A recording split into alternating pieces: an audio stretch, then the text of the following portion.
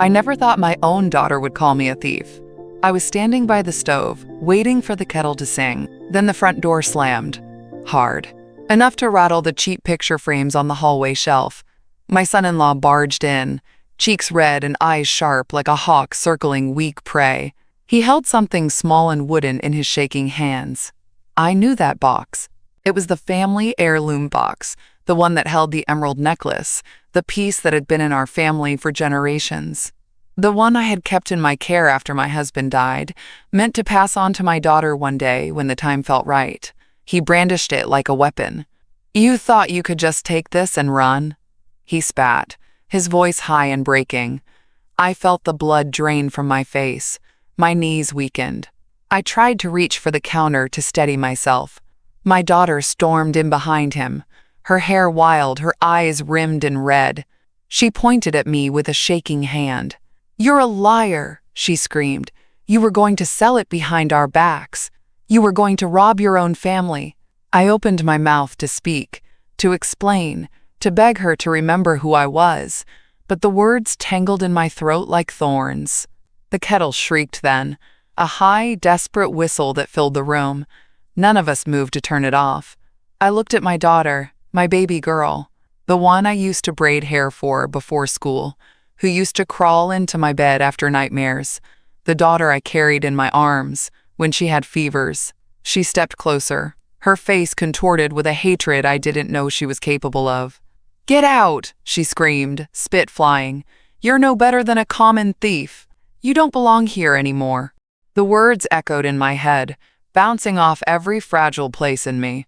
The walls seemed to close in. I felt smaller than I had ever felt, smaller than the day I buried my husband, smaller than when I watched her walk down the aisle and thought, at least I still have her. I wanted to fall to my knees, to scream, to ask why. But something cold and sharp spread through my chest, steadied my shaking hands. I moved slowly, as if underwater, picking up my small overnight bag from the hallway. I had only brought a change of clothes and some lemon candies. I didn't pack my pride. When I turned back one last time, she was still glaring at me, breathing heavy. My son-in-law stood behind her, smirking. I saw it then, the satisfaction in his eyes. Like he had finally won a game I didn't know we were playing. The kettle was still screaming when I closed the door behind me. Outside, the sun was still shining. The world didn't stop. Birds still chirped, a dog barked across the street. But in me, everything had gone dark. I stood on the porch, my small suitcase by my feet, staring at the garden gnome I gave her years ago. Its painted smile looked cruel now. I felt my heart break into pieces so small I knew I might never gather them all again. In that moment, I realized something terrible and clear. They didn't love me. They loved what I could give them. And today, I wasn't useful anymore. They threw me out like an unwanted package. I stood on that front porch, my small suitcase beside me, as the door slammed shut with a final, echoing thud. It felt like a coffin lid closing.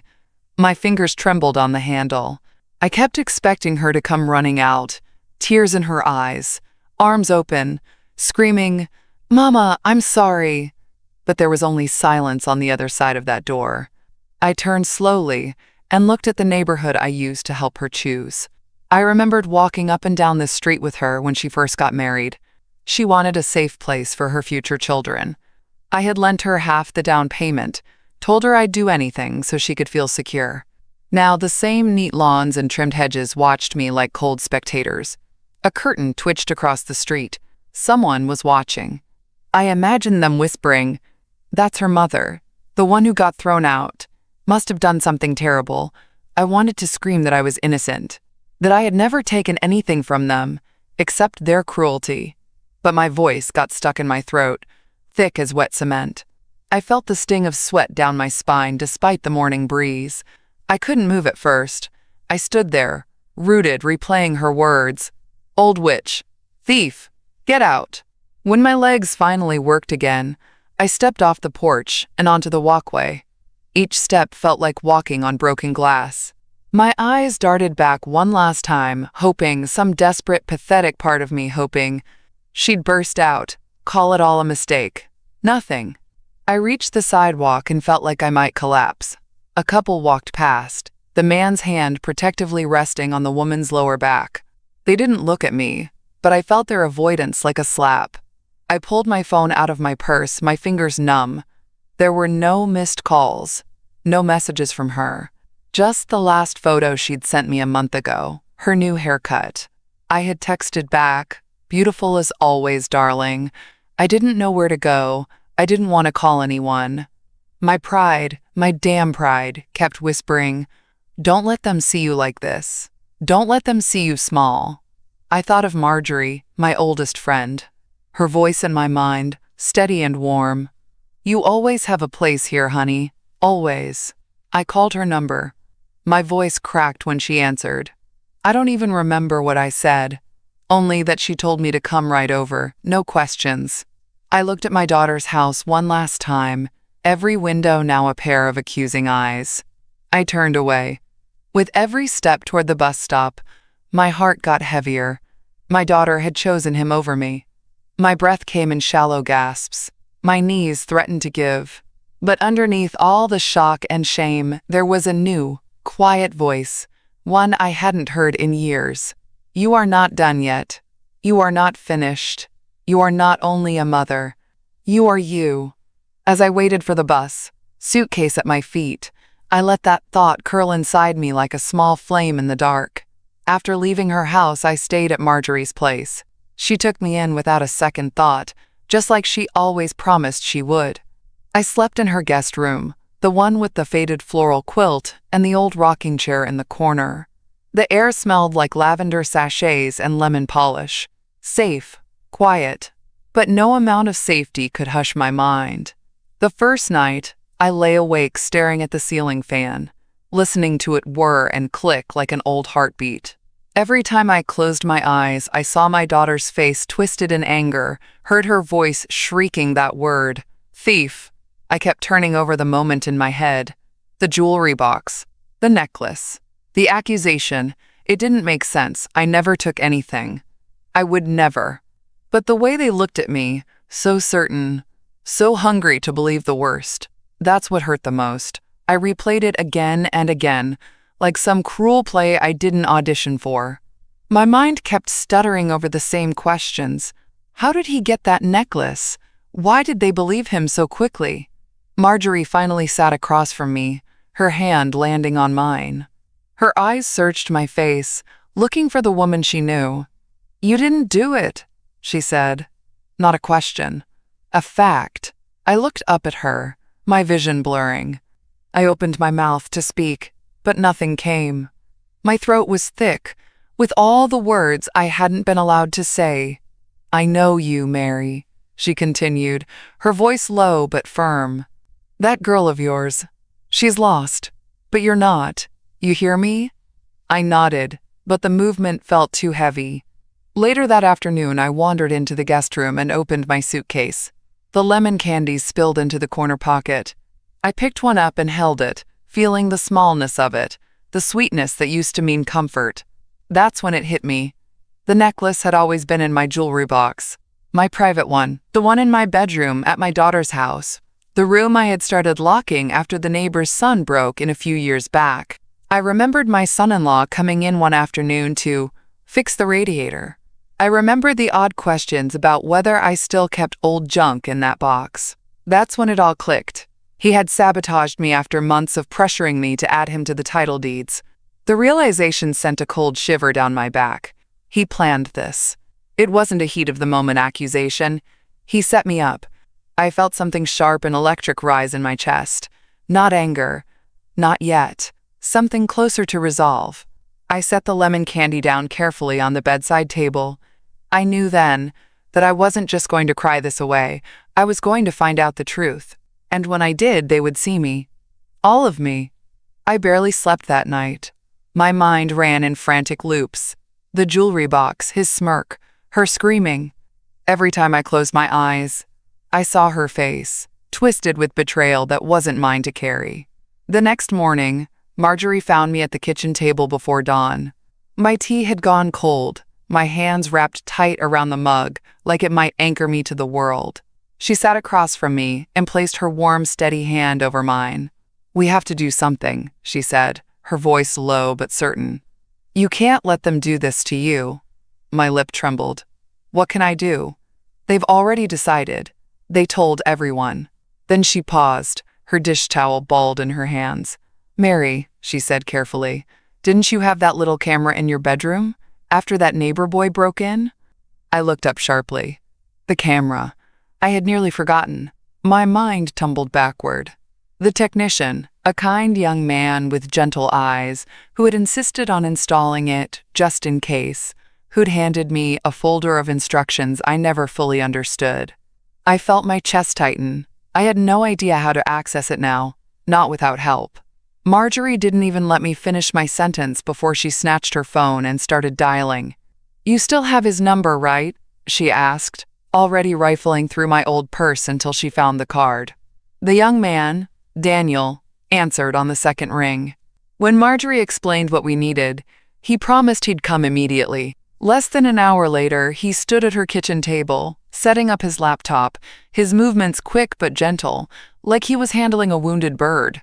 I hovered behind him, clutching my hands so tightly my nails dug crescents into my palms.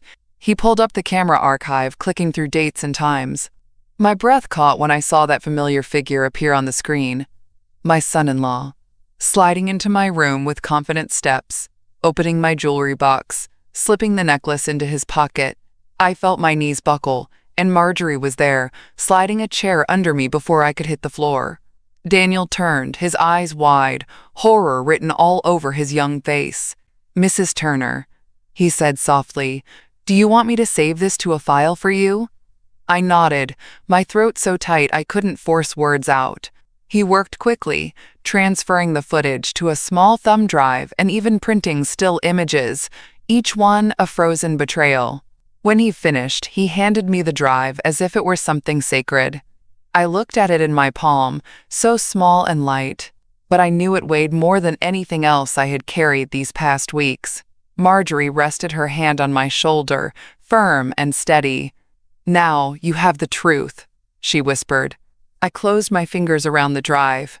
For the first time since she screamed at me to leave, I felt a new pulse move through me. Not rage, not grief, but something colder and sharper. Resolve. After a few minutes, she reached across and closed my fingers around the drive. "You need to show this to Mr. Davidson," she said. Her voice was calm, but her hand trembled. I nodded slowly, my throat tight. "I will," I whispered. "Today." Marjorie's eyes softened. "Do you want me to come with you?" I looked at her, really looked at her, the deep lines around her eyes, the tired but unwavering kindness. And for the first time in days, I didn't feel alone. "Yes," I said. We drove to Mr. Davidson's office in silence. The city outside the window blurred by in gray and gold streaks. Every stoplight felt like it might pull me back into the past, into that kitchen where she called me a thief, but I didn't let it. When we arrived, Mr. Davidson stood to greet us. His office smelled the same as always, lemon polish, old books, and faint cologne. But today it felt different, like a place where something might finally begin instead of just end. I handed him the drive with both hands. He didn't ask questions. He just plugged it into his computer, his eyes scanning the screen in heavy, silent concentration. When the footage ended, he took off his glasses and set them down carefully on his desk. "This changes everything," he said, his voice low but steady. I pressed my hands to my knees to stop them from shaking. "Will they believe me now?" I asked, the question so small it almost vanished between us. He looked up, eyes sharp as glass. "They won't have a choice." Marjorie reached for my hand and squeezed it so hard, I felt her pulse against my skin. I let out a slow breath I didn't know I'd been holding. In that moment, the grief and the shame didn't disappear. They would always be part of me. But I felt something else take shape underneath it all. A spine. Mr. Davidson started printing documents, scribbling notes, making calls. The quiet hum of the printer, the shuffle of paper, the low murmur of his voice, all of it felt like an anthem to a new chapter. I looked at Marjorie, at the dust motes dancing in the sunbeam beside her. I thought of all the ways I had made myself small to be loved, all the ways I had emptied myself out to be enough. Today, I wasn't small. Today, I held the truth in my hands. When we got back to her house, she led me into the kitchen and put the kettle on without a word. I sat at her small oak table, my hand still gripping the drive. I couldn't let it go. It felt like my last anchor to the world I knew, the world where my daughter might still believe me, where I wasn't just a ghost haunting the edges of her life. Marjorie set the tea down in front of me, lemon and honey, the way I used to make it for my daughter when she had the flu. I stared at the steam rising in slow, delicate spirals. "You need to tell her," Marjorie said finally, her voice gentle but unwavering. I shook my head so hard my neck ached. She won't believe me. Not right now. Not after the way she looked at me. I heard my own voice. Small, frail, ashamed. Marjorie squeezed my wrist. "This isn't just about her believing you. This is about you knowing the truth. And keeping yourself safe." I stared down at the table, tracing the faint knife marks on the wood, thinking of all the meals shared here. The quiet dinners when my husband was still alive. The times my daughter sat here too, swinging her feet under the chair, telling me about her first school dance. A sudden wave of grief crashed over me, so fierce I thought it might knock me to the floor. But underneath that grief, there was something else now. Something solid. Resolve. I took a slow sip of tea. It scalded my tongue, but I didn't flinch. I needed that sharpness, that reminder that I was still here, still alive. I reached for my phone. Evelyn's name glowed on the screen. My old friend from church, the one who always said my heart was too big for my own good, the one who sat beside me every Sunday when my daughter stopped coming. She answered on the first ring, her voice warm and surprised. "Mary? Everything okay?" I felt my throat tighten, but I swallowed it down. "Evelyn," I said, my voice low, trembling but firm. "I need to show you something.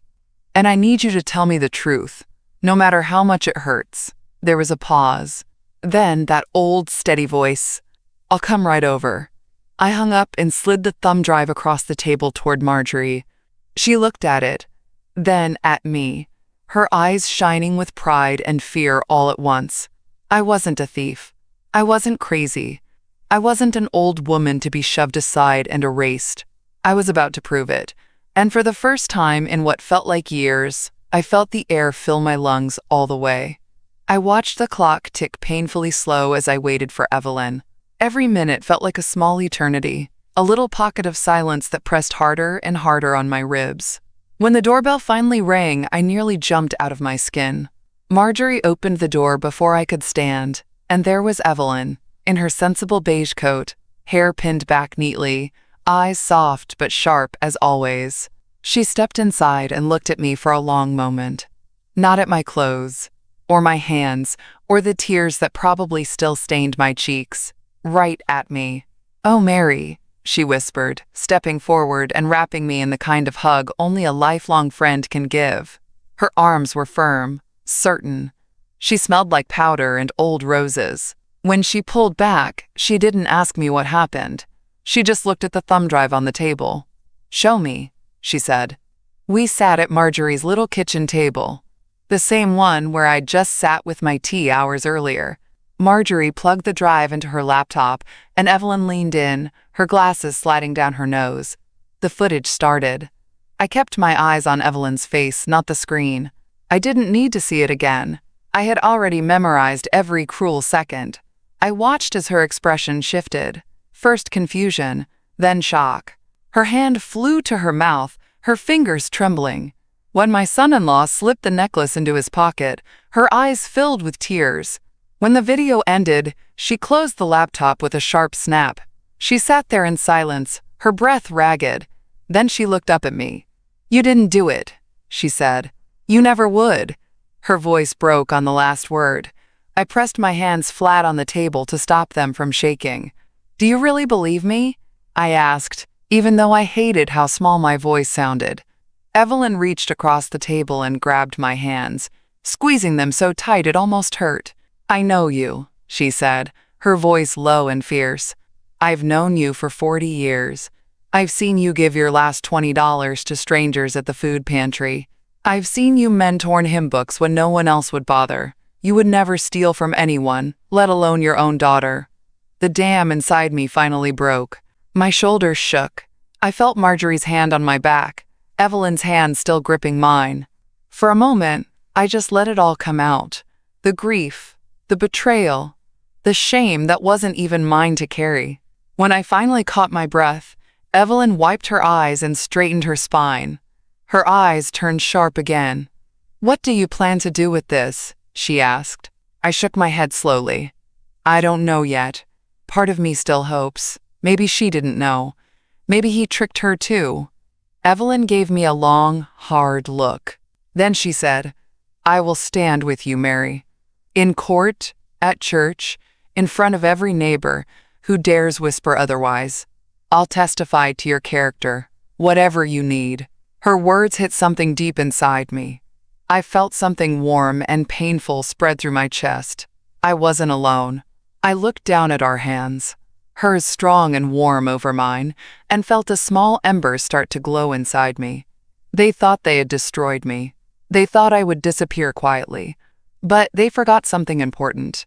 I had people who knew the real me, and I was stronger than they ever imagined. By the time she left, the sun was low in the sky, casting long orange stripes across Marjorie's kitchen floor. I watched her walk to her car, her silhouette framed by the soft glow. She turned at the end of the walkway and gave me a little wave. I held it in my chest like a prayer. When the door closed behind her, I stood there for a long time. My head felt heavy, my legs unsteady, but my heart was different now. Something new was taking root there.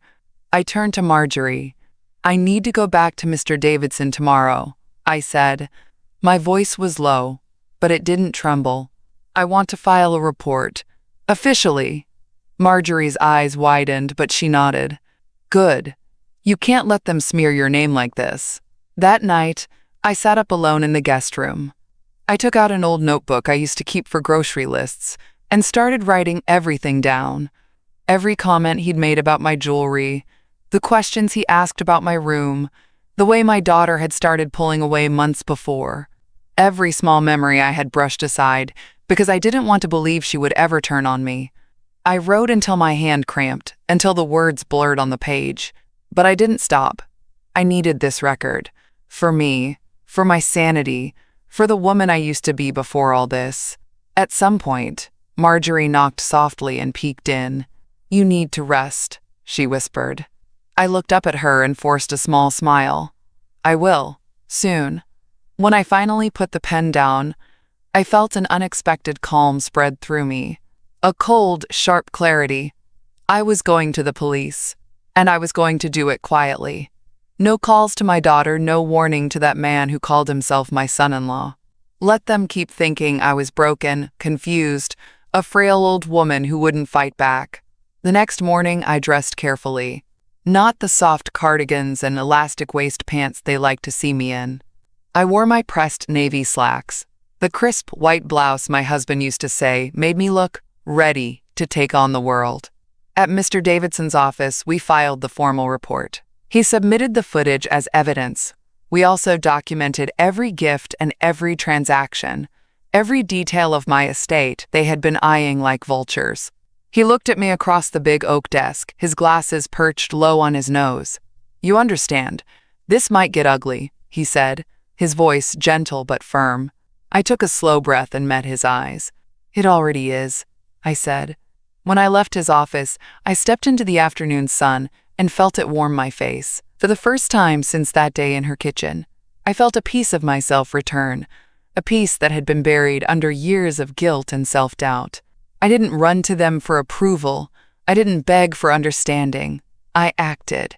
And in that quiet, deliberate act, I found the first real taste of freedom. A week passed after filing that report. I stayed at Marjorie's, each day trying to stitch together the torn edges of my life. In the mornings, I sat on her porch with a blanket across my lap, watching the mailman make his rounds, and the neighborhood children race their bikes. It all felt like watching life through thick glass, close enough to see, but too far to touch. On the seventh day, Marjorie came outside holding her phone, her face pale. She handed it to me without a word. A message from Evelyn. A screenshot of a Facebook post from my daughter. We regret to share that my mother is no longer well. She's been struggling with memory issues and recently took something very important from our home. We love her and are trying to get her help, but please respect our privacy during this difficult time. I read it 3 times. Each word hit harder than the last. Memory issues. Struggling. Trying to get her help. I felt my chest cave in like all the air had been sucked out of the world. My daughter's words weren't just betrayal. They were a public execution of my character. I scrolled further. Dozens of comments from cousins, old church acquaintances, neighbors. Oh no, praying for her recovery. She always seemed so strong. I'm so sorry. She's lucky to have you looking out for her. Lucky. Lucky to have the daughter who shoved me out and locked the door behind me. I pressed the phone to my chest and squeezed my eyes shut. My mind screamed, "They're destroying you! Right now, in real time, they are burying your truth under their lies." When I opened my eyes, Marjorie was kneeling in front of me, her hands wrapped around mine. "Mary," she whispered, her voice breaking, "you don't have to read that. You don't owe them anything." But I did read it. Every comment, every sympathy-laced dagger. I needed to see it all, to understand the battlefield they'd chosen. I stood up slowly, the blanket slipping from my shoulders onto the porch floor. "I need to prepare," I said. My voice was low, but it didn't waver. Marjorie stared up at me, her eyes wide and glistening. "Prepare for what?" I looked out at the street, at the children, the cars, the blooming rose bushes, all the things I had once wanted to protect for my daughter. "For war," I said. That evening, I started sorting through my old files again. Medical records, financial documents, the timeline I had been building in my journal. I scanned every page, labeled every envelope. I copied the security footage 10 times. I backed it up in cloud drives, sent it to Evelyn, to Mr. Davidson, even to an old lawyer friend of my husband who still owed me a favor. I no longer cared if they thought I was a sweet old mother. I was no longer waiting to be saved or understood. I was building my defense. And in the silence of Marjorie's living room, with only the soft hum of her old fridge for company, I felt the first flicker of power hum beneath my skin. I thought betrayal would end in a single sharp moment. A clean break, like glass shattering on the kitchen floor. But it doesn't. It seeps into you slow, like cold water through a cracked ceiling, until you're soaked and don't even remember what warmth felt like. After their post, the calls stopped. My sister, who once called me every Sunday like a ritual, stopped picking up. My niece sent a single text, "I hope you get the help you need." I sat by Marjorie's window at night, watching the moon carve pale lines across her garden. I could hear the neighbors' wind chimes when the breeze picked up, that sad, tinny music echoing in the dark. I'd always believed that being a mother meant giving without condition, that love would be returned, eventually, even if it came back in odd shapes, or took longer than I wanted. But now, with each night, I saw it more clearly. They didn't want a mother. They wanted a resource, a living wallet, a silent, aging body to stand behind them and nod. I thought of my daughter as a little girl, clinging to my legs at the school gates, crying if I left too quickly. I used to see her need as love. Now I see it for what it was, dependency mistaken for devotion. Some nights, I wanted to write her a letter, to tell her I was still here, that I would always love her, no matter how deep she cut. But I never did. Each time I put pen to paper, my hand froze. Because love without respect isn't love. It's a leash. And I was done wearing it. I spent those nights journaling every detail. The day he first asked about my jewelry, the odd glance she gave me when I mentioned updating my will, the new coldness in her hugs that I pretended not to feel. Mr. Davidson had asked me to write everything, to build my record carefully. I did it with a kind of reverence. Each sentence was a small funeral for a piece of me that died in her kitchen that day. Marjorie would check on me sometimes, pushing open the door with a soft knock. She'd bring me warm milk or a slice of her banana bread, sit across from me without saying a word. In those silences, I felt the shape of true love, the kind that stays when you have nothing left to give. I read their social media posts every morning. I watched them shape a story of a confused, fragile mother. People believed them, of course. It's easier to believe the narrative that protects your comfort. But I knew the truth, and now I had more than my word. I had evidence. By the time the moon dipped low each night, I found a strange peace in the quiet. Not a forgiving peace. Not yet. But the steady, cold kind that comes when you realize you have nothing left to lose. In the morning light, I looked at my reflection in Marjorie's hallway mirror. My face was thinner than I remembered. The lines around my mouth deeper, like tiny scars from words never spoken. I pressed a palm to the glass, steadying myself. "You're still here," I whispered. "You're still standing." After breakfast, Marjorie drove me to Mr. Davidson's office again. We carried 3 folders, one with my timeline and journal, one with printed screenshots of every post and comment, and one with copies of the security footage. He was waiting for us, glasses low on his nose, a legal pad already open on his desk. When he saw me, he stood, not out of habit, out of respect. That simple gesture nearly undid me. We sat down, and I started laying everything out. My hands didn't shake this time. My voice didn't quiver. He listened, sometimes scribbling a note, sometimes watching my face carefully. When I finished, he tapped the end of his pen against the pad and took a slow breath. "This is solid," he said. "It's not just your word against theirs anymore. This is evidence of theft, and we can show a clear motive. Control over your estate, your assets, your reputation." I swallowed hard, staring at the tidy pile of papers between us. All my heartbreak, all my humiliation, compressed into neat, numbered pages. Mr. Davidson leaned forward. "I recommend we prepare both a criminal complaint and a civil defamation suit.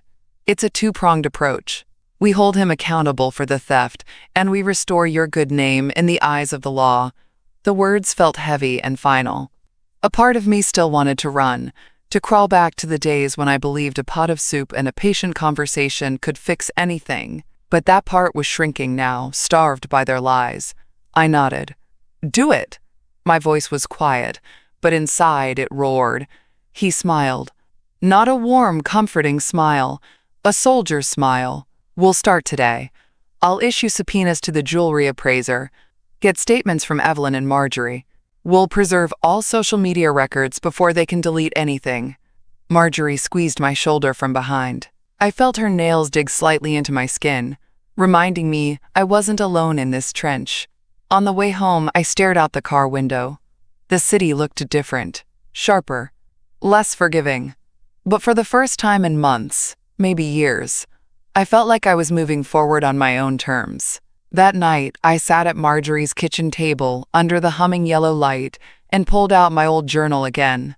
But this time, I didn't write about them. I started writing about me. Memories of my husband's jokes, my daughter's first words, the smell of fresh bread on Sunday mornings, the things they couldn't steal, no matter how hard they tried. I cried while I wrote, but they were different tears, not the silent, defeated kind. These tears felt like cleansing rain after a long, choking drought. Tomorrow would bring lawyers and threats and courtroom whispers, but tonight, I belonged to myself again, and that, I realized, was the beginning of my real freedom. In the morning, I dressed with careful precision. My navy slacks again, the crisp white blouse, a strand of simple pearls, not the heirloom one, but another my husband had given me on our 25th anniversary. The one he said made me look unapologetically strong. When I stepped into the kitchen, Marjorie stopped slicing apples and just stared. Her eyes filled, but she didn't say anything. She only handed me a small linen handkerchief, pressed into my palm with a firm nod. Mr. Davidson met us at his office. His team had already prepared the documents, the criminal complaint for theft and fraud, and the civil suit for defamation. 2 thick envelopes, heavy with every betrayal, every humiliating comment they'd written about me online. He slid the papers across the table. "Once you sign these, there's no going back," he said softly. I picked up the pen. My fingers hesitated just for a heartbeat.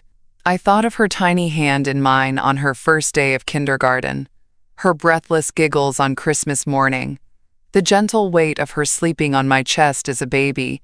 Then I saw her face again that day in the kitchen, twisted, screaming, calling me a thief. I signed. Once, twice, over and over until my signature felt like a weapon in my hand.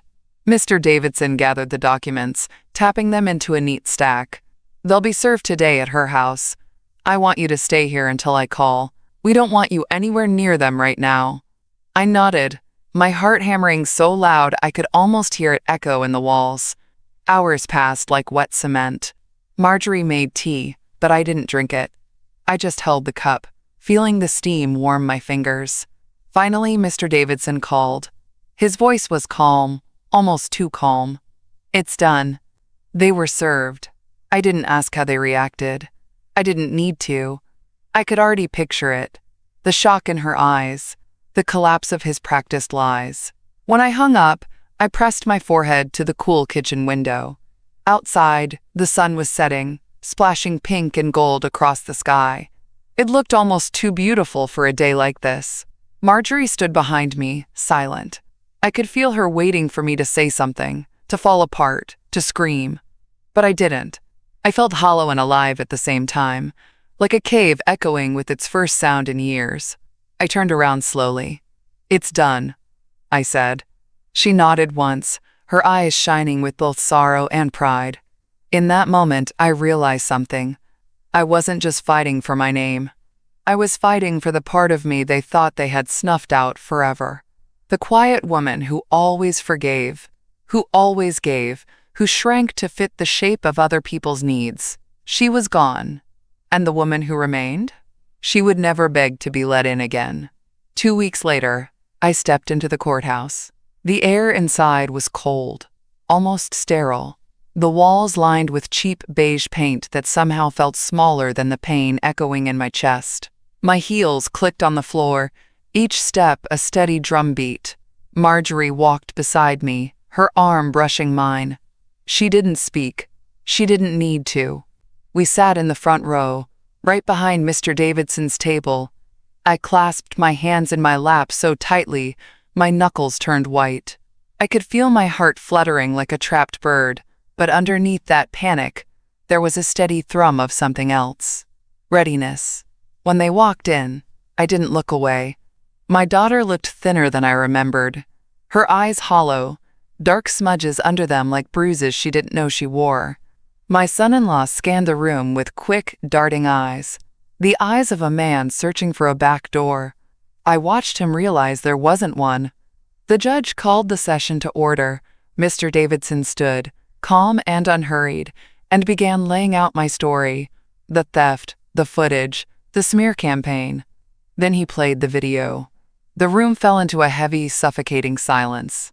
The sound of the jewelry box opening echoed, sharp as a gunshot. I didn't watch the screen. I watched her. Her face crumpled in slow motion.